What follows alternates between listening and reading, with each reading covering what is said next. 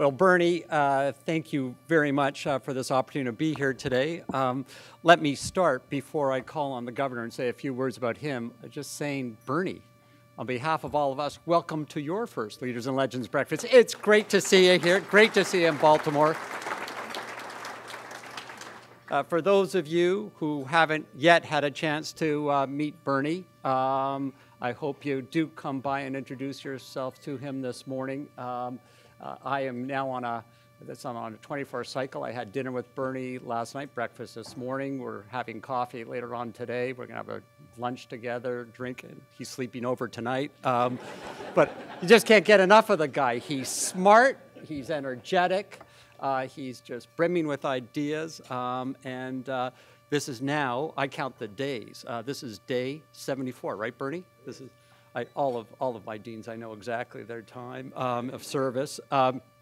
This is day 74 for Bernie, and you'll see as you spend time with him, he's got a very good handle, quick handle, as you would expect for someone who spent a good part of his life in strategic consulting. He's got a good handle on the possibilities for the school. So really delighted you're here, Bernie. Now, this breakfast actually grows from a dinner that I had a few months ago with the governor and thought it would be wonderful. I was talking about his passion for innovation and the innovation economy and some of the things that, it's interesting, Bernie, I've started talking now about the governor. All of a sudden, the microphone has come on. When I was saying all these great things about you, they turned it off. What do they know, Bernie? We had a really nice dinner in Annapolis a few months ago, and one of the things that I thought was that it would be useful for us to have the governor to this breakfast series and have an opportunity to hear his thoughts on an issue that he has been very passionate about, the innovation economy and the role of the state in that. And delighted, Governor, that you've made time from your busy schedule to be here today. Now, I recently learned that Governor O'Malley is a Bruce Springsteen fan. He's called Springsteen's music the soundtrack of his life. Mine is ABBA, but you can see the difference in leadership. A few months ago, Rolling Stone published an interview between Springsteen and America's other favorite New Jerseyite, Jon Stewart. Shortly after the piece came out, the governor reportedly forwarded it to his entire cabinet and all of his agency heads, highlighting a few sections, including Springsteen's discussion of the decay of political speech and the enormous income disparity that is slicing the country down the middle. That he takes his lessons from the boss may be telling of the governor's management style.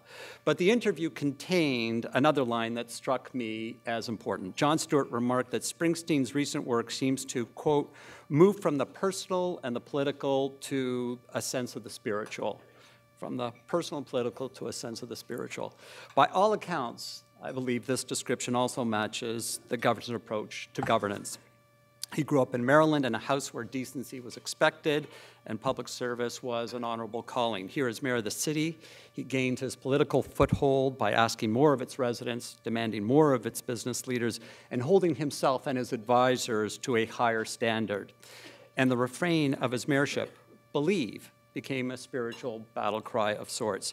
The governor was elected to current office in 2006 on the eve of the Great Recession and he has talked about the challenges of making tough choices in tough times. In the current political arena, which can be, we know, scathingly hostile to the prospect of government investment, government spending, the governor has been a steadfast and level-headed advocate for protecting state investments, particularly those bolstering Maryland's innovation economy. In fact, this summer, the U.S. Chamber of Commerce ranked Maryland the #1 state for entrepreneurship and innovation and touting its national leadership in this area. Among the policies the Chamber cited were Invest Maryland, a venture capital plan designed to support local tech-based startups, and Innovate Maryland, a grant program aimed at improving the commercialization of research and fostering partnerships among state agencies, federal labs in Maryland's truly outstanding public and private research universities, of which, of course, this is one. The innovation governor is not only focused on driving economic growth, it's no accident that Maryland's public schools have been ranked the best in the country for 4 years running. It's no accident that Maryland's efforts at healthcare reform are carving a path that others will no doubt follow. It's no accident that the blue crab population of the Chesapeake, just outside these windows, is the highest it's been in nearly a decade. And given that list alone, it's surely no accident that the governor was elected to chair the National Democratic Governors Association. Through tough choices, a nuanced understanding of policy, and a hard-nosed insistence on data-driven results, Governor O'Malley is animating the future of our research, our enterprise, our children, and our environment. Here at Johns Hopkins, where, of course, discovery spans areas from business to brain science, we are also, of course, focused on building our future. The governor's support here for research, education, creative partnerships, technology transfer, biotechnology, and a host of other issues resonates across our campuses. During his tenure, and I'm sure there's more yet that he is going to do in this arena. There's an ask coming, Governor. We'll do that later. During his tenure, the state has supported countless strategic endeavors, from our gleaming new clinical buildings in East Baltimore to a partnership right here at Carey, through which the Maryland Department of Business and Economic Development helps our MBA students connect with local scientists and explore the commercialization of their work. In that Rolling Stone interview I referred to a few moments ago, Springsteen says, quote, "I have faith that through pressing on and through paying attention and listening and being vigilant and voicing your concerns and insisting that the right things be done, you can move your world closer to where you want it to be for your children." You have to have the faith in that. In the midst of the toughest economy in recent history, armed with data and with faith, the governor has steadfastly maintained his belief in investing in and building our future. I want to thank Governor O'Malley for joining us as the inaugural speaker in this year's Leader in Legends program and welcome him to the podium. Governor O'Malley.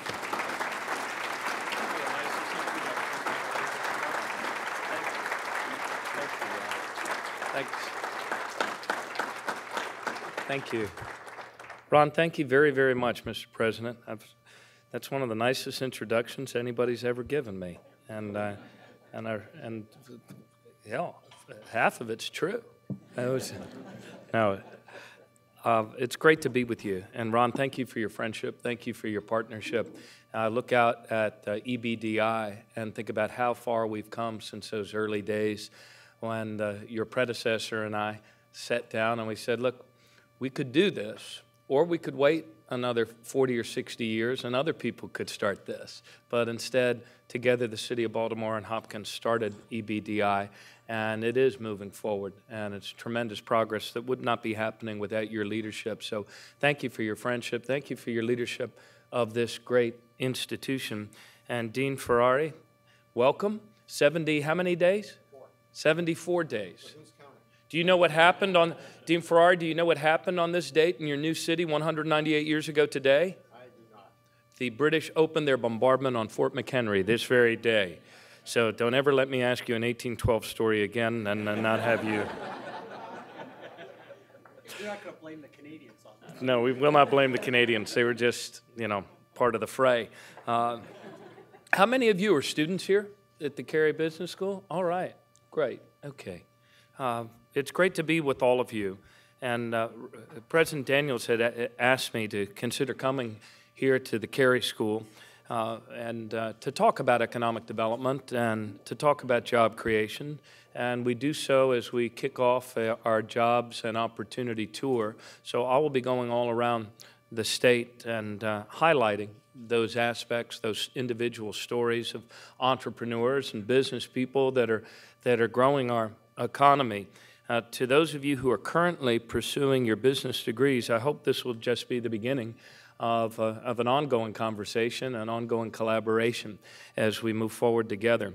Whatever your goals in business and in life, on behalf of the people of Maryland, to all of the students here, we want you to stay in Maryland. I know that many of you already live here, but I also know that having graduated from this great institution, you'll have many options. So we want you to stay in Maryland. And as you visualize where you will be in 5 or 10 or 15 years from now, we hope you see yourselves in our state, this very innovative state, this America in miniature, home to a tremendous diversity of of geography and beauty and culture and people. Home, as Ron kindly said, to the #1 public schools in America 4 years in a row. And therefore, home to one of the most highly skilled workforces, as Eris Melisaratos knows, our former DBED secretary. I mean, one of our greatest assets is our workforce. We are home to 27 business incubators, home to the Port of Baltimore, and she never looked better than she does today, home to the U.S. Cyber Command, home to the National Institutes of Health, NASA Goddard, Wallops, Aberdeen Proving Ground, Fort Meade, and, of course, the mighty, mighty Johns Hopkins University. Because of places like Johns Hopkins, because of our workforce, yes, because of our geography, and because of our federal assets, Maryland is at the epicenter, I'd submit to you, of a revolution in technology and discovery and healing. And this is the cause we share that will create the jobs of this new economy, a fundamental reinvention of the ways in which we are feeding, fueling, and healing this very stressed and changing world of ours. And you here at the Carey School of Business have a unique opportunity to be part of this revolution. I knew Bill Carey. I knew Bill personally. He was a dear friend of mine. And Bill had this vision that with all of the research that goes on in the science and security corridor, that what we needed was a first-class business school, because there's a certain pollination, if you will, that has to take place between the researchers and the docs and the smocks and the labs and the business people, the entrepreneurs that know how to translate those great ideas into new businesses, new startups for greater opportunity, greater prosperity, and for job creation. So you're at the center of some exciting movements.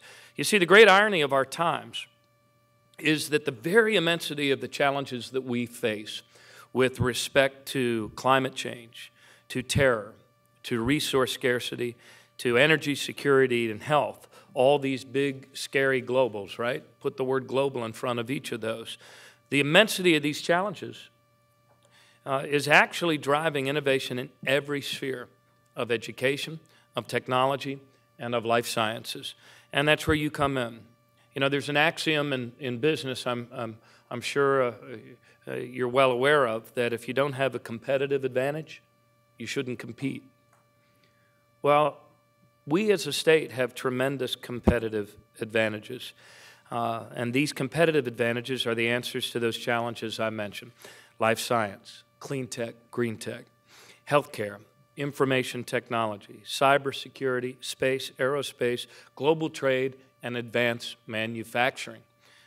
We can compete. We can also win. Our schools and laboratories are producing discoveries and technologies that are literally remaking our world, but they do not transfer themselves into the market for job creation and innovation on their own. In the past few years, we have successfully moved in business rankings from 37th up to 20th in terms of translating those ideas into jobs. So we have a ways to go, and we need your help in order to be #1. And there is no reason why a state that's #1 in education, a state that's #1 in research and development per capita, and according to none other than the United States Chamber of Commerce, #1 for innovation, that we should not also be #1 in our ability to translate these great ideas out of the labs, out of the research, and into real job creation, real business startup, and real economic opportunity. There is no progress without jobs. And in this changing global economy, the states, countries, yes, companies even, that succeed in leveraging innovation for job creation, opportunity, and growth will, of course, be those that succeed in making their children net winners in this new economy. And that's our great challenge. As the CEO of our publicly held corporation, known as the state of Maryland, I wanted to spend our time this morning sharing with you my perspective anyway, and a few thoughts on how we get there. Because beyond the political cynicism of our times, the truth remains that our state government, properly utilized, performs an indispensable function as a common platform, as a convener, as a facilitator, as a connector, and yes, also as a smart investor in our shared mission to create greater economic opportunity and greater prosperity. In Maryland, we have a three-part formula. Number one, strengthen the economic and entrepreneurial connections to our innovation assets, like Hopkins, in order to maximize job creation from science and technology. Number two, strengthen our workforce. Strengthen our workforce through public education, more affordable college, better skills training.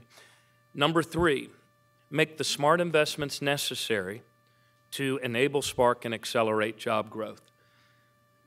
The ability to pull from a highly skilled and highly educated people with diverse perspectives, some of those perspectives coming from cultures all around the world who find our state a welcoming, inviting, and open place, is what can allow us to create that next wave of innovation and therefore the next wave of job creation. Maryland is uniquely positioned to be a world leader in science and technology innovation. And in fact, in many ways, we already are. How we heal the human body, as well as the other living systems of this planet upon which human life depends. How we reach new heights in space exploration, expand the reach of global trade, and manufacture, Michael, the products of the future. We're also positioned to lead in security innovation, cybersecurity, information technology, also aerospace and new drone technology. Imagine going to the doctor and knowing that he or she will be able to determine with precision how your own particular body will react to specific medications, not only so that we can avoid harmful side effects or painful or unnecessary procedures, but also maximizing those treatments that actually work best within your own particular genetic makeup. The research and discovery that will make that possible is happening right here in Maryland. In fact, all kinds of exciting innovations are happening all over our state. At MedImmune, Marylanders created the first no-needle H1N1 vaccine, which is easier to administer to children. At Novavax, Marylanders are producing the next generation of flu vaccine that's able to adapt to changes in the strains of virus that can occur anywhere in the world. Here at Johns Hopkins, Marylanders are working on the first synthetic dividing cell. And across the city at the University of Maryland School of Medicine, Dr. Robert Gallo is leading a team researching a really promising new HIV vaccine. We are home of the genome, the home of the second largest per capita cluster of biotech companies in America, companies that also provide good paying jobs. More than 43,000 of our fellow Marylanders work in biotech jobs that pay an average of $95,000 a year. Jobs in our medical device technology sector alone pay 40% more on average than jobs in other sectors. Therefore, over the next decade, as a state, as a people, together, we plan to invest $1.3 billion in biotech, including the $400 million that we've already invested so far. Through the biotechnology tax credit, which we expanded, we've helped leverage an additional $80 million for innovation and job creation. We've also extended the research and development tax credit, and we've invested $87 million in life-saving stem cell research. Our stem cell research might not be the largest fund in America, but it is the most mature and the most active. The success of our biotech sector is also connected to the success of sectors like advanced manufacturing and global trade. Consider one little example, and that is Marlin Steel in Baltimore City. They transitioned from making bagel baskets to making baskets for life science companies, and they market them to companies across the world, from China to Ireland. I know Drew traveled with us on some of our trade missions abroad as well. With our world-class workforce, an upgraded Port of Baltimore, and all the advantages of our geography, we are in an ideal position to increase global leadership and competitiveness in trade, and so we are. Last year, we increased exports out of the Port of Baltimore by 7%, and that does not count the export of professional services that the Internet facilitates. Yes, it can go both ways. And through the Maryland Export Initiative, we've helped 38 small businesses in our state create 200 jobs and increase export sales by an estimated $75 million, which is quite a return on the $305,000 that were deployed through that Maryland Export Initiative. With our cluster of some of America's best hospitals and health companies, and our work currently well underway now on digitizing medical records and building out a statewide health exchange, we are also well positioned for growth in this sector as well, as we strive to be an early implementer of the Affordable Care Act and the new ways of doing business that go with that. We also have now, did not before, but we now have the fourth largest percentage of workers employed in green tech jobs. We're putting Marylanders to work in this sector. One example, 5 years ago, Maryland's solar industry was virtually non-existent. Today, with the right policies, the right tax credits, and the right decisions in place, we've put 2,000 Marylanders to work in solar sector jobs. I think it was just last week, we were out in western Maryland near at Mount St. Mary's, cutting a ribbon on what is now the largest solar installation in our state, and I hope to cut a ribbon on one that will be even larger yet. I recently visited out in Frederick, a great company, Nexus Energy Homes in Frederick, which was recognized last year as the National Home Builder of the Year. They build, get this, net zero homes at market prices. That is to say, energy efficient, affordable homes that are completely energy independent. How cool is that? And they estimate that by the end of next year, they will have created 240 jobs here in Maryland, and they're just getting started. And they find that people are actually waiting in line to buy these homes because people see long-term they save money by on their electric bill. If you look at our space sector, 15,000 of our fellow Marylanders work in space-related jobs that pay an average of $99,000 per year. Nearly $1.2 billion in procurement dollars flow into Maryland businesses every year from NASA Goddard alone. We also benefit from our promising emerging space business on the Eastern Shore. We're teaming with the Greater Salisbury Committee. You rarely think of Salisbury in conjunction with space, right? But we're teaming with the Greater Salisbury Committee to position the new NASA Wallops Flight Facility as a premier spaceport for light and medium lift launches, a project we're working with Virginia to harness.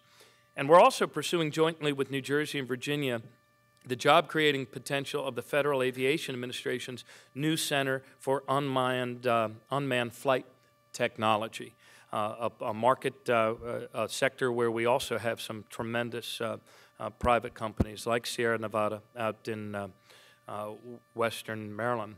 These are all examples of successes in our science sectors, science broadly speaking. We're also creating jobs in security sectors like cybersecurity and aerospace. 15 of America's top 20 aerospace and defense companies have operations in Maryland. On Monday, I attended a ribbon cutting in Howard County for the new North American headquarters of an Israeli company called Elta. They are creating 100 jobs in Maryland, which they claim is just the start, making the radar systems that power missile defense, you know, the Iron Dome that's been protecting places like Ashkelon and that will no doubt have applications all around the world. The National Governors Association has cited cybersecurity as the weakest link in our nation's infrastructure security, whether it's banking or our energy grid or the like. Enter Maryland. We now have the U.S. Cyber Command located at Fort Meade. Your state is now clearly the national epicenter for cyber security. And through Cyber Maryland, we're engaging in strategies like increasing technology transfer in this field, strengthening skills training in this field, creating a public-private partnership jobs network in this sector, and finding a permanent Maryland home for the National Cybersecurity Center of Excellence.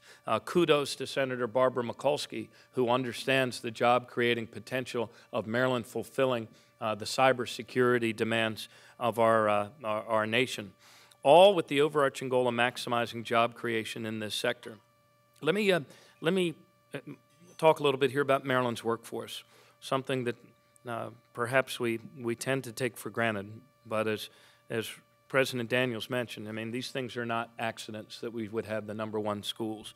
Our success ultimately in leveraging the potential of any and all of these sectors really always comes back to the strength of our workforce.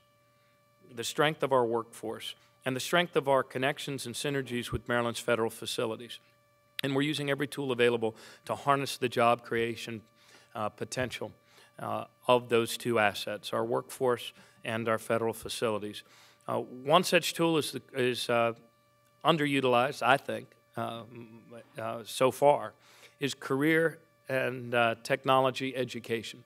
What we call in our public schools, where acronyms rule, CTE. I mean, gone are the days of the woodworking class. Or 39% of new job openings in Maryland will be for skills that require just 2 years or less of college or a trade-recognized certificate. CTE can fill that gap with job opportunities for lots of kids who can't or won't go to college right out of high school. And if lifelong learning is the new reality of this new economy, we better give our kids the skills they need to get a job out of high school so that they can pay their way through college or through upskilling as they move forward. CTE is therefore good for the graduates, good for employers needing better skilled workers, good for the economy, and therefore good for all of us. Another tool that we have been using is that modern investment that we can only make together in public education. They are the investments that have allowed us to build the best public schools in America for an unprecedented 4 years in a row, according to Education Week magazine. And modern investments are only possible with fiscal responsibility. In fact, no progress is possible without fiscal responsibility. Over the last 6 years, we've chosen a balanced approach of spending cuts, targeted modern investments, regulatory reform, and yes, balanced revenues. Today, we are one of only 8 states with a AAA bond rating that has been certified by all 3 of the major bond rating agencies. But balancing budgets and cutting spending and reducing the size of government, all of those things are important, but they're important primarily as a means to a much larger end. If we're going to grow jobs, if we're going to grow opportunity, if we're going to grow prosperity, we have to be willing to make better choices than our competitors. Many states are falling back when it comes to educational excellence. Many states are falling back when it comes to making strategic investments so that their people can be winners in this changing new economy. Not Maryland. To create jobs, a modern economy requires modern investments, educating, innovating, and rebuilding for our children's future.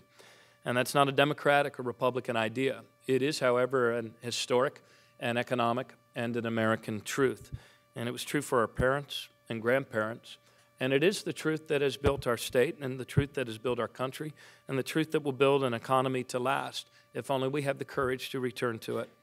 And so in Maryland, even as we've cut, and the record will show we've made more cuts to state spending than any previous administration, we've also chosen to make important strategic targeted investments in education, in innovation, and in rebuilding our infrastructure.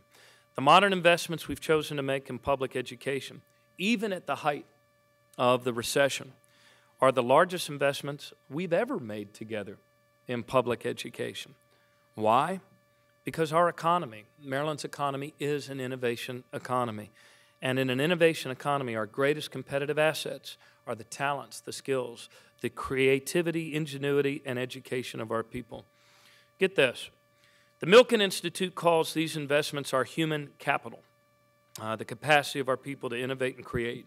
One of the reasons why Milken ranks your state, our state, number 2 one of the top 2 for science and technology in America, is their determination that we are number 1 when it comes to the investments we make in the education and the creative and innovative capacity of our people. And what are the returns on those investments? Our elementary school students are now achieving their highest reading and math scores ever in the history of doing standard state testing.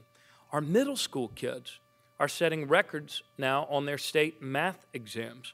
And our high school students are achieving the greatest success of any state in America on their advanced placement, their AP exams. We've also invested in order to make college more affordable for more families.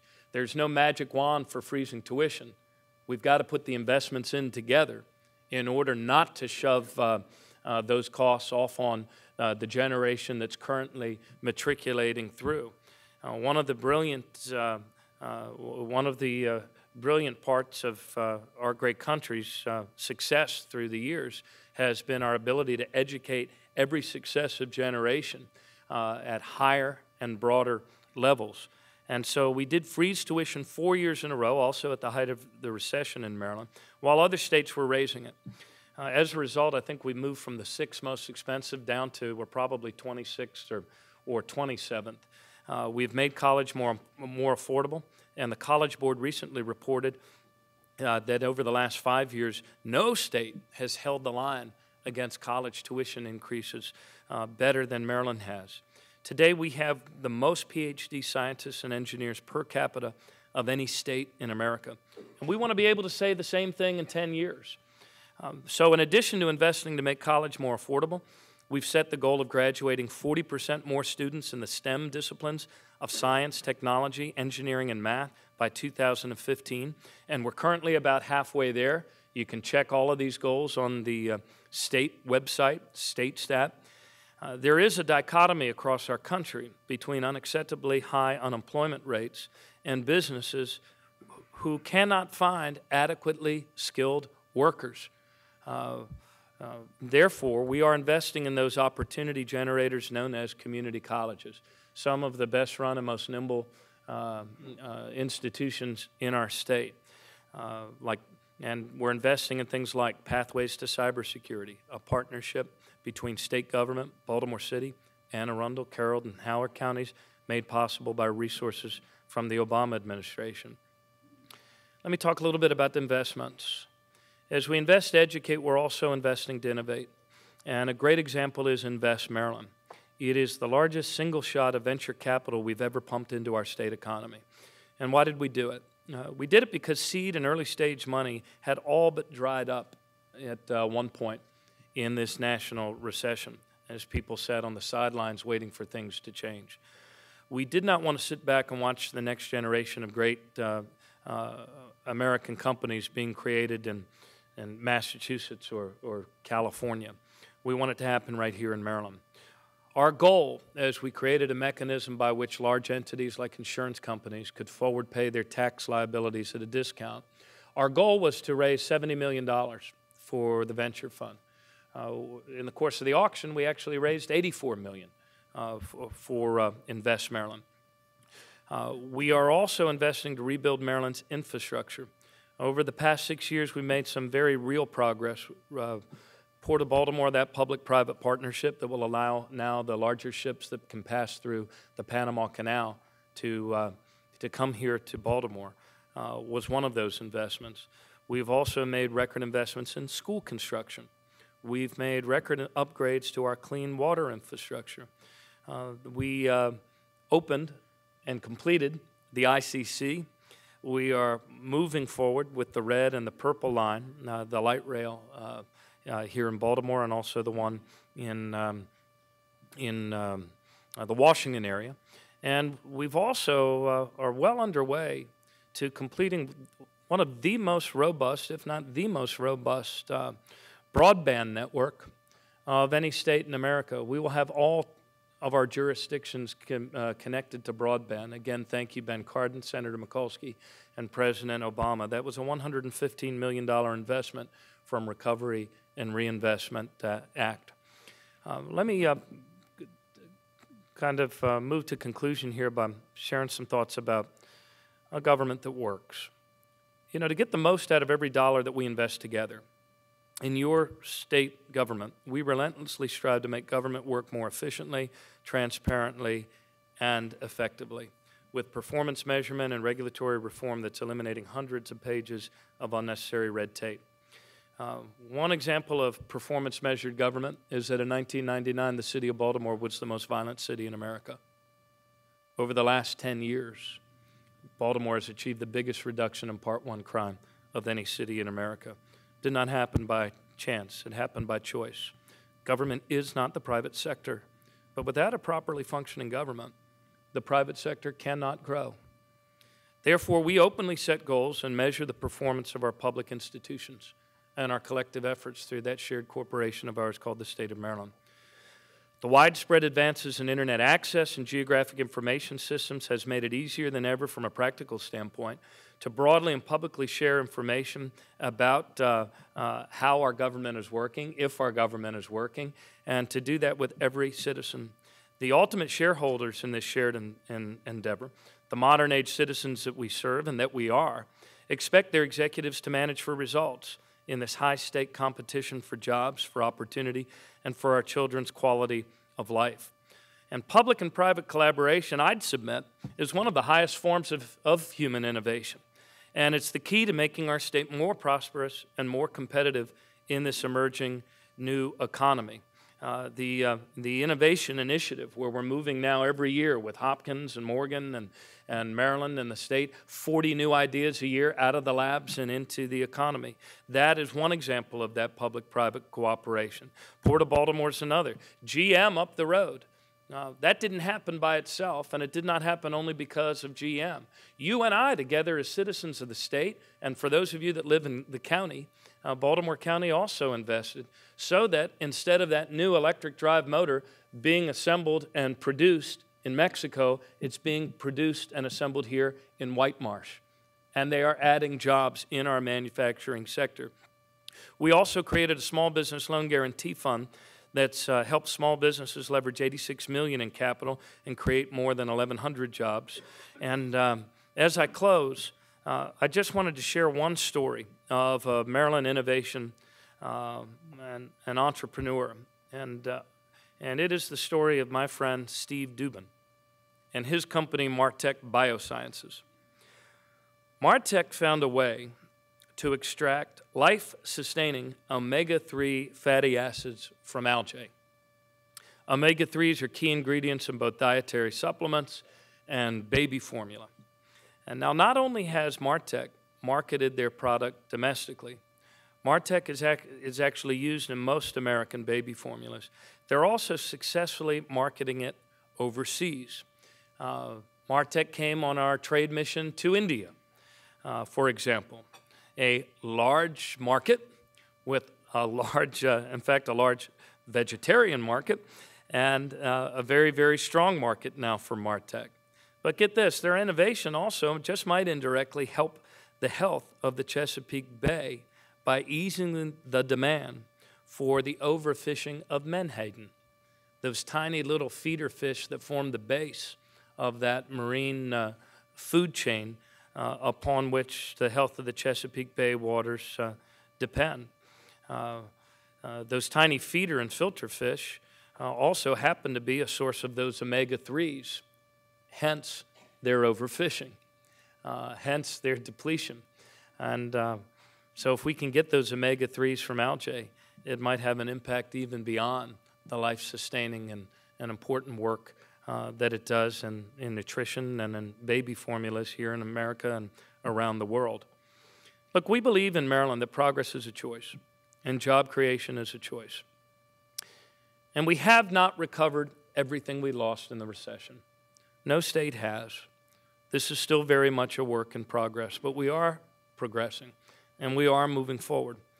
In 2011, we created 34,000 new jobs in our state.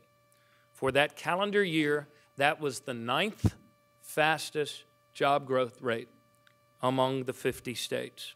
And our private sector has just achieved their best July to July, going back the last 12 months, the best July to July that we've achieved since 2004, 2005. So we're coming out of this, and we are forging ahead, and there's a tremendous amount of progress ahead. I leave you with the words of John Paul II, who wrote, "Many goods and services cannot be adequately produced through the work of an isolated individual. They require the cooperation of many people in working towards a common goal."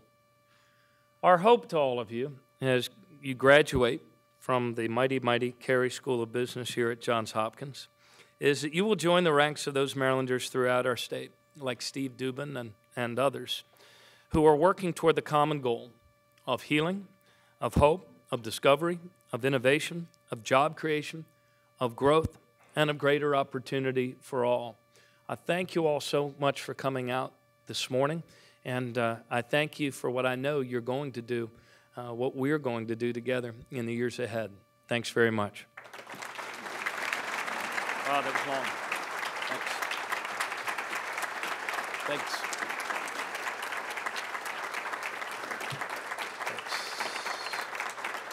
Thank you. Hey, thank you. This is a fun part. This is question and answer time now. Any of you who have answers, we'd like to hear from you first. And there's microphones going around too. I have a bit of an off-topic question, but I was just wondering, what inspired you to enter the political arena? What inspired me to enter the political arena? I suppose it was my parents.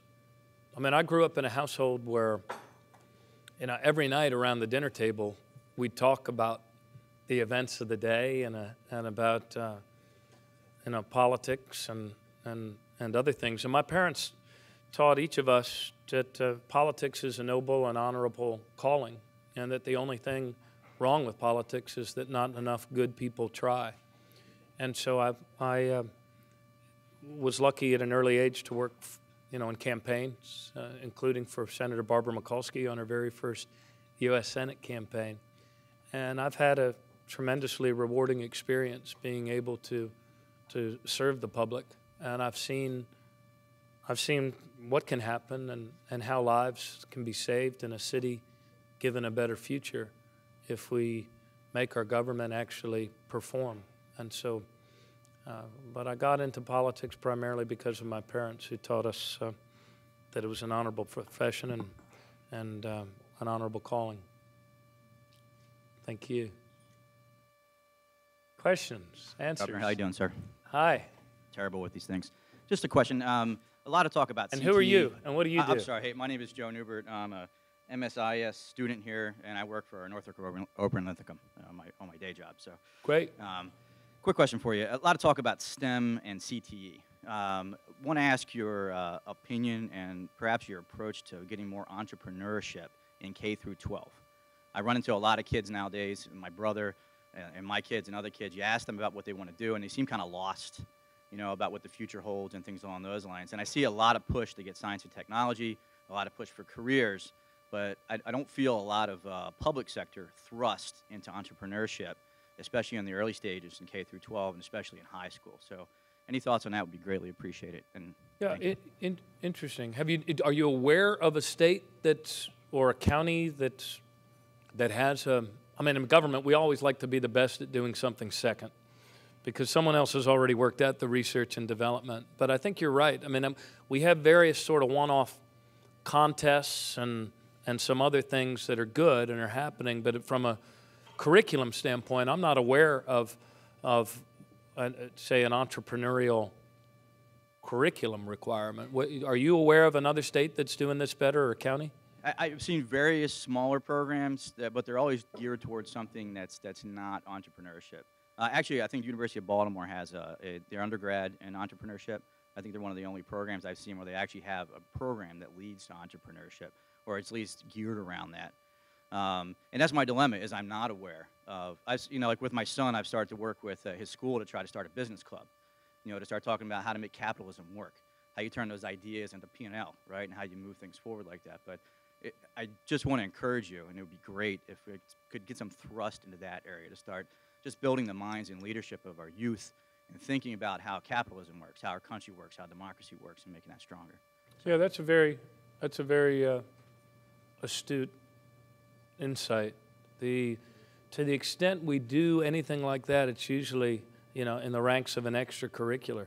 It's almost like, yeah, you can do chess club, you can do debate, you can do entrepreneur.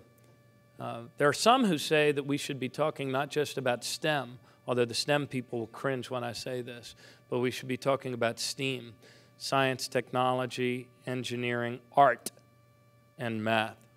And I think that It's hard perhaps to fit a B in there, so. that concept, but I think it's the same conceptual. I think it's the conceptual thinking that, we can't. That comes into play not only with creating art and breaking that symmetry, but creating art in terms of a new business enterprise and being able to take component parts and whip it up into a new whole.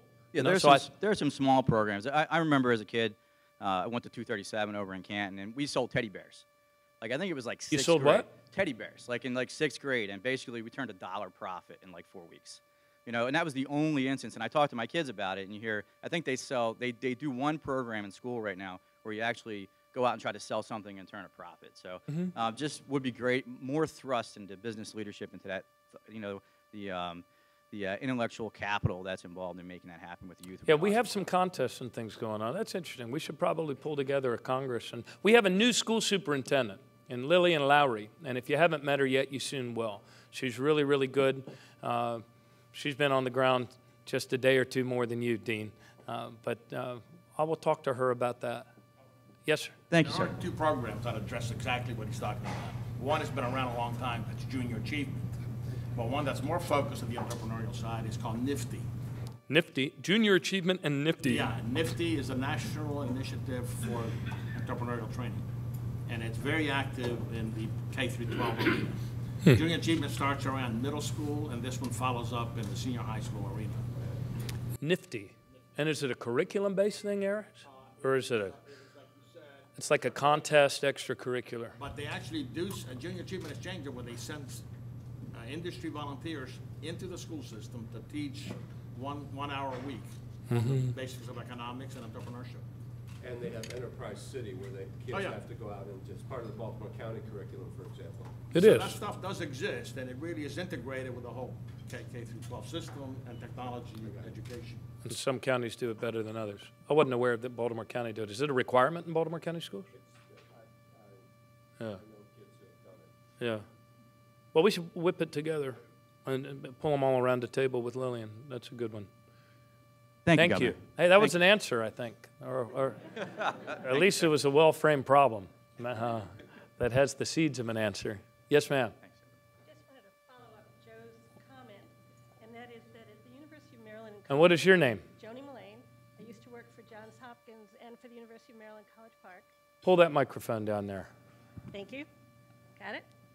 Okay, so I just wanted to comment that further to what Joe was saying, the University of Maryland College Park has a great entrepreneurial program. They have a living learning program, and I was just wondering whether you might challenge them to design something for K through 12. It might be one of their entrepreneurial programs. We just might. Yeah.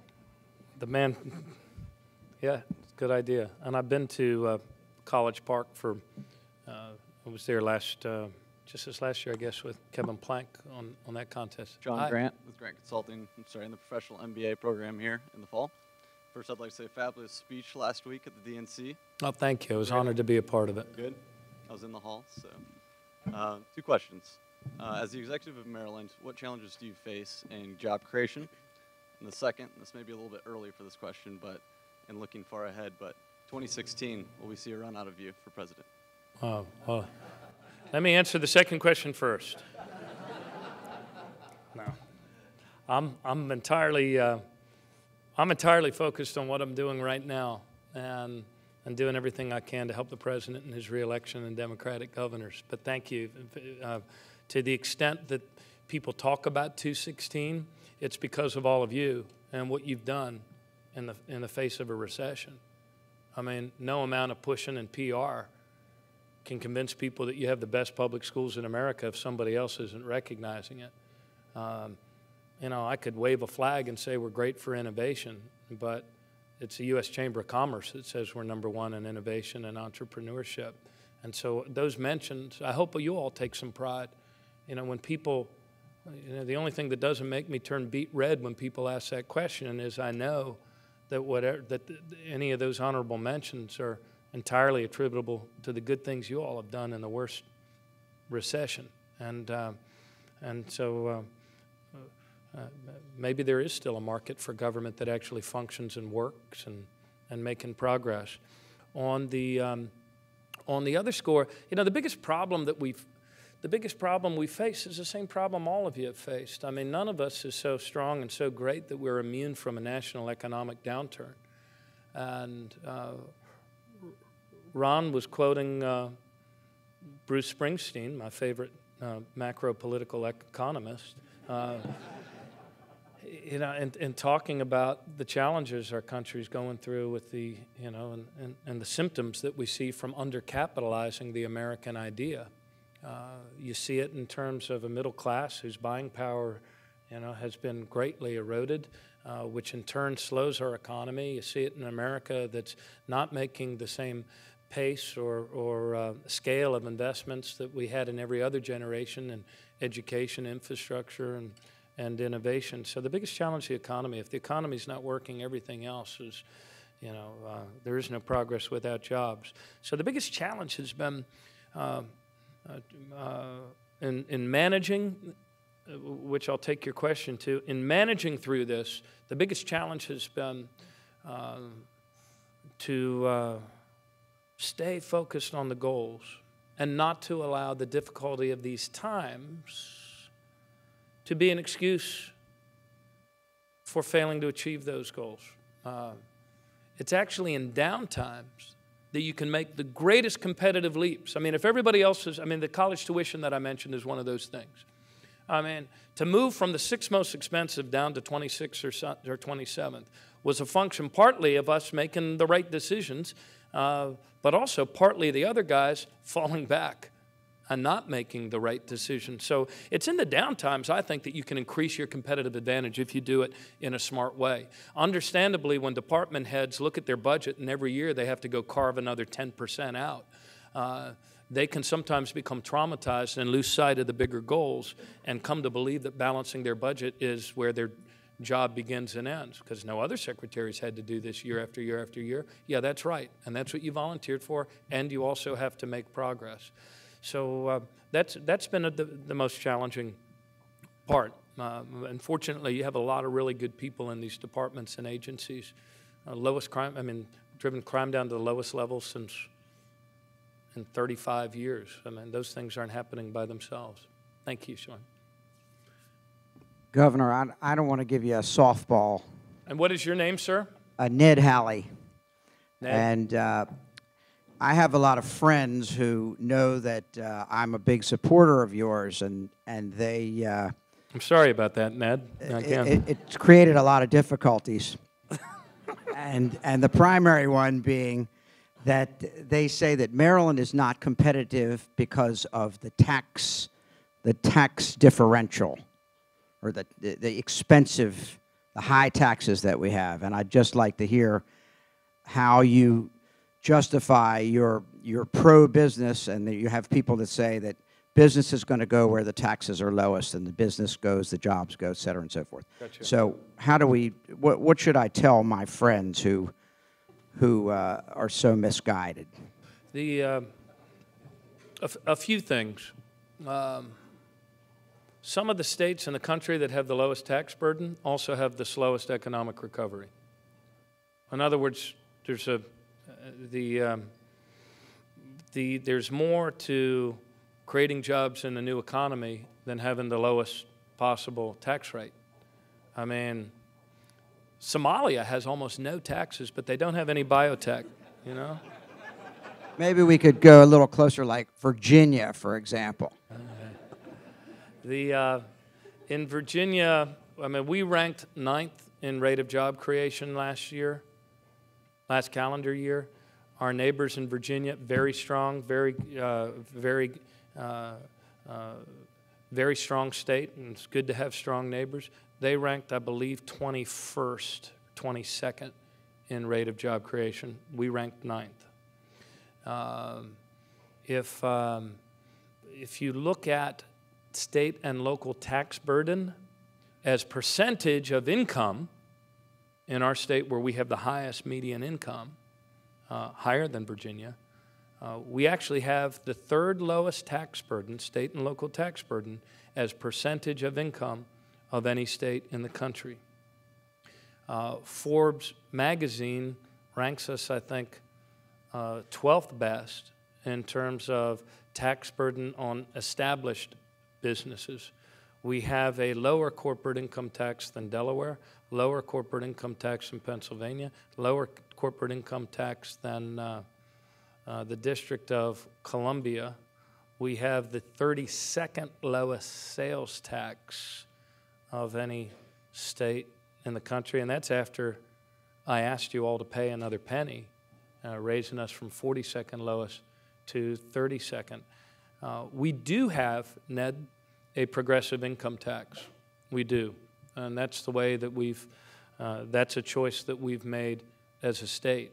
But if you look at level of education, quality of life, and median income, it would appear that our balance of choices is superior to most others in the country by many, many measures.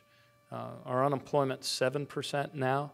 That's a slight uptick from last month, but it's 20% less than the rest of the country. And our potential, the Kaufman Index ranks us one of the top 3 states best suited or best positioned to make it in a new information-based or knowledge-based economy.